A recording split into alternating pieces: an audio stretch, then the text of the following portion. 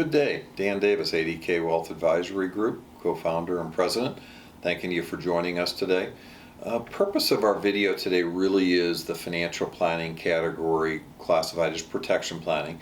There's multiple facets of protection planning. Our focus is on care outside of what's covered by your normal health care insurance. And it's been my experience in doing this for 30 years that you really need to know where you're expert and where you're not.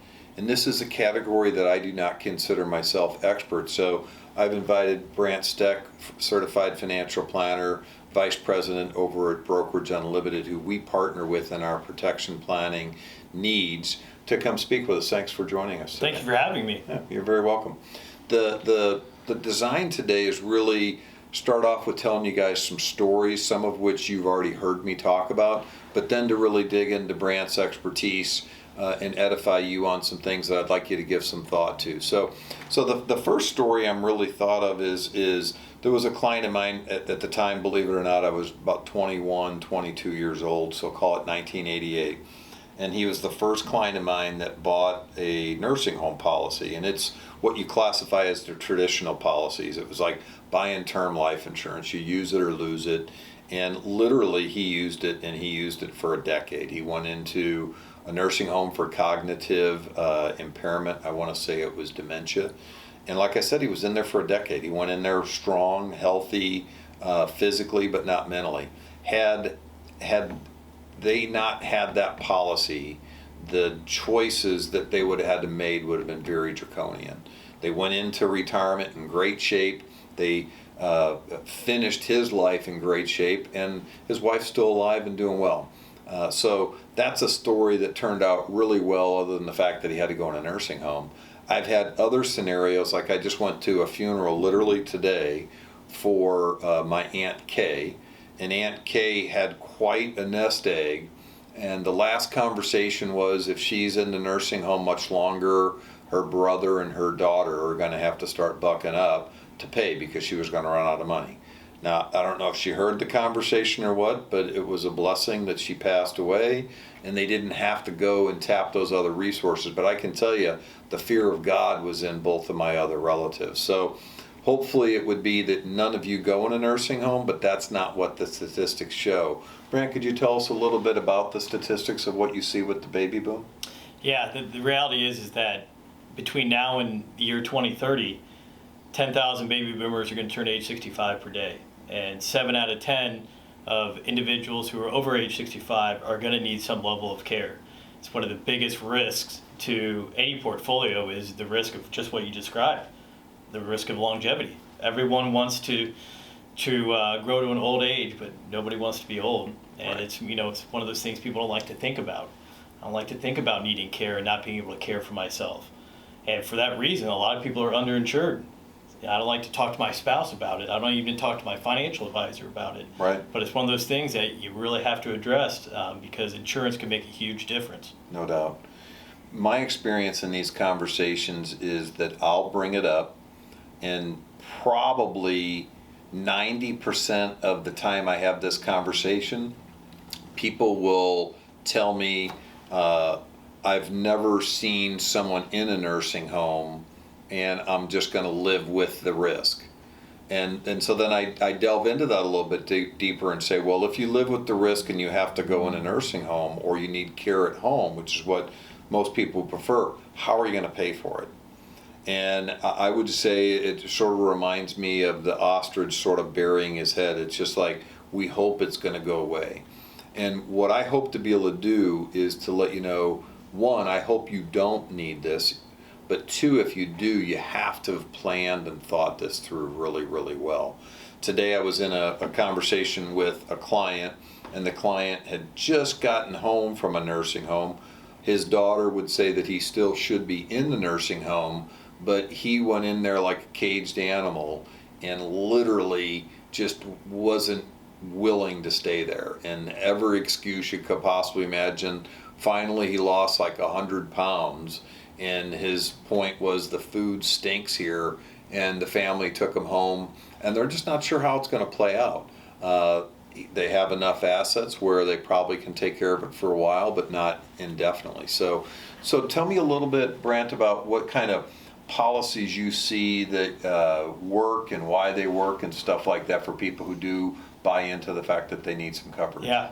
Well, first of all, it's not, it rarely is a situation where you're fine one day, the next day you go to the nursing home.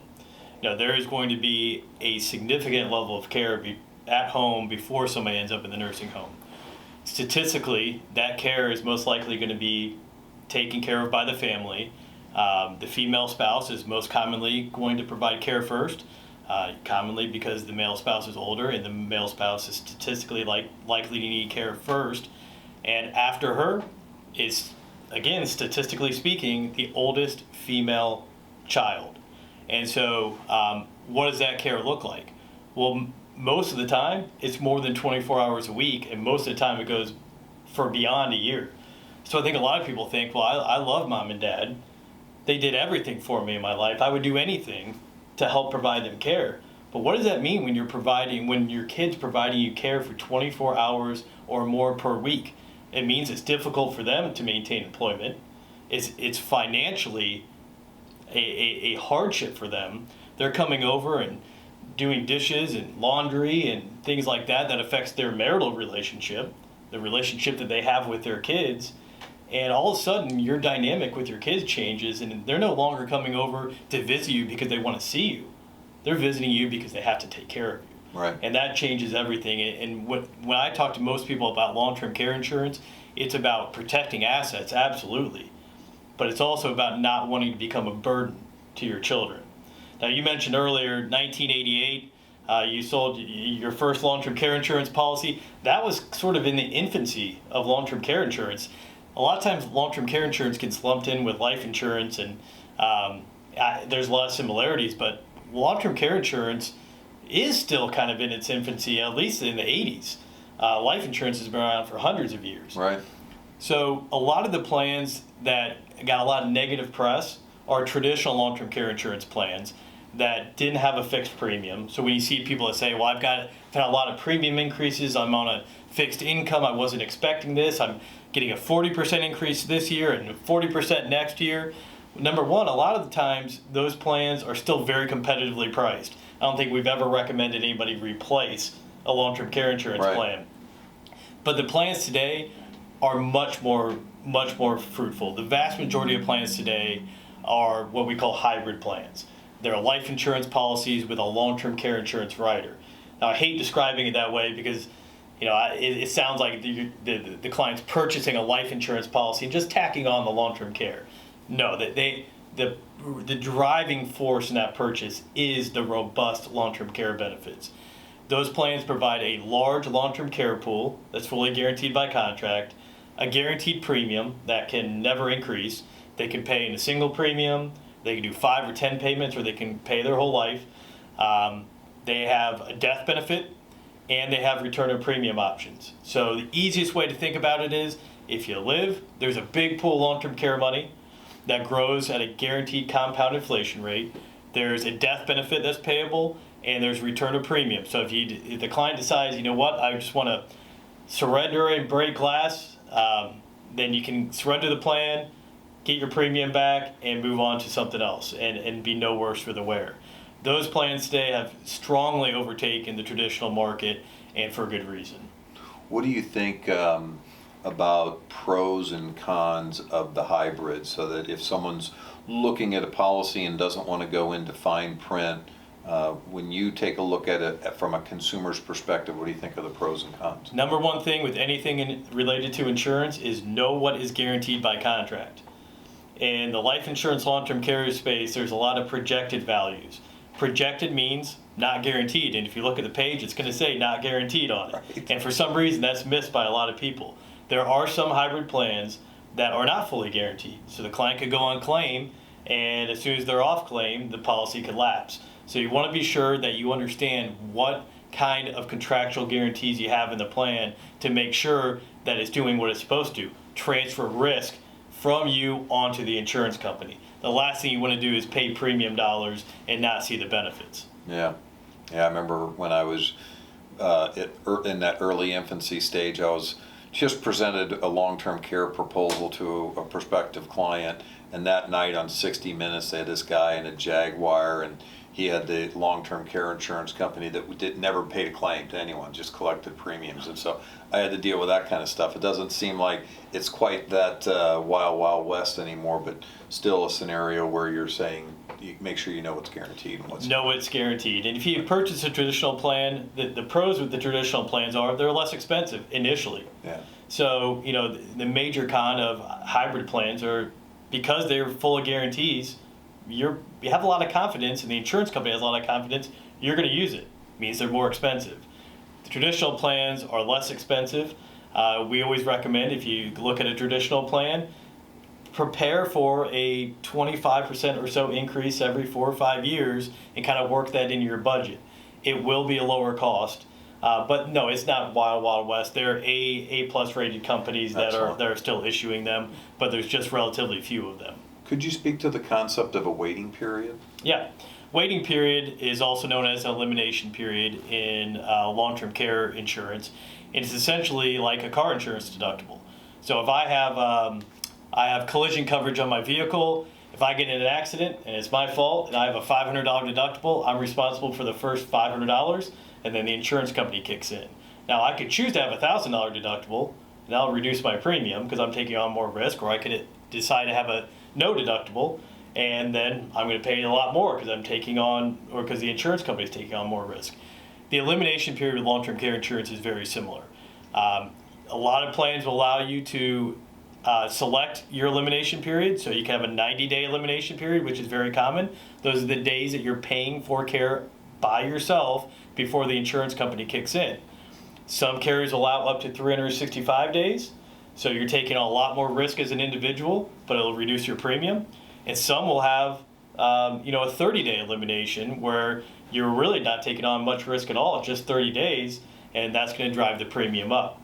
With hybrid plans, one of the major benefits of hybrid plans is a lot of them have a 0-day elimination period for home health care, and that is ideal. And you mentioned nursing home care. These hybrid plans, the vast majority of claims are paid for home health care. The goal is to keep people in their homes where they're comfortable as long as possible and bring help in. Yeah, no doubt. I can't recall the last time I've never been in a nursing home that didn't have that kind of smell when you walk into the place, so. Everybody that's ever been there knows exactly what you're talking about. Right.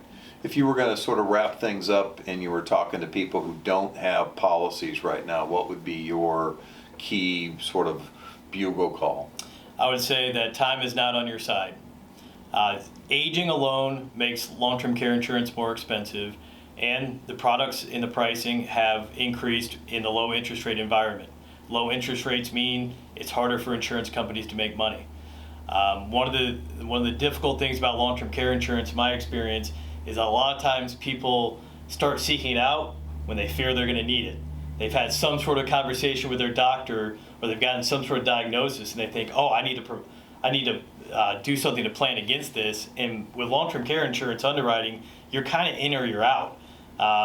Any signs of proverbial smoke, not nicotine smoke, but smoke as being a problem, it likely is going to preclude the client from being able to get long-term care insurance. The average age of a purchase is 57. I always recommend people start considering it in their early 50s. At least look and see what the options look like, what the pricing looks like. By the time the clients are in their 60s, probably still insurable, but you start getting less leverage out of your premium dollars. But by age 70, half of all applicants are rejected due to health, and the pricing at that point is so high that a lot of people can't afford it. So really, if you can get going in your early to mid 50s, it's really going to be beneficial in the long run. Thank you. In sort of wrapping this up, if I were going to say, what does this really mean to you from a next step or an action step? It's fairly simple. If you're married and both of you have policies, there's really not a lot to do. If you would like us to review it or review it again, we can do that. But more often than not, there's not replacement that we're going to do. It just becomes, is there enough there? If you or your spouse, or if you're single, if you don't have coverage, I would just sort of wave the flag and say, Think about those who are going to have to care for you. Is it something that you have such ample assets where you're covered? If so, still reach out. If not, it's a definite red flag. And so the next step would be that you would reach out to someone on our team, schedule an appointment, and specifically say, hey, I'd like to be talking about long-term care. Brokerage Unlimited is our partner. Like I said, I'm not expert in that. I will go to them. We'll personally design proposals that would look at anywhere from no insurance to partial insurance to full insurance, looking at traditional and hybrid plans, because being independent, being someone who's here in your corner to help you, it doesn't matter to me what we get. What matters to me is that it meets your needs and that your family's taken care of. So thank you for the trust that you've placed in my team over the last 30 years. We're here for you, and we thank you very much. If this is something that you think should be shared with someone in your family or a friend, simply forward them the link and tell them to learn more about ADK Wealth Advisory Group. Signing off from our St. Louis office, thanks for your time. Have a great day.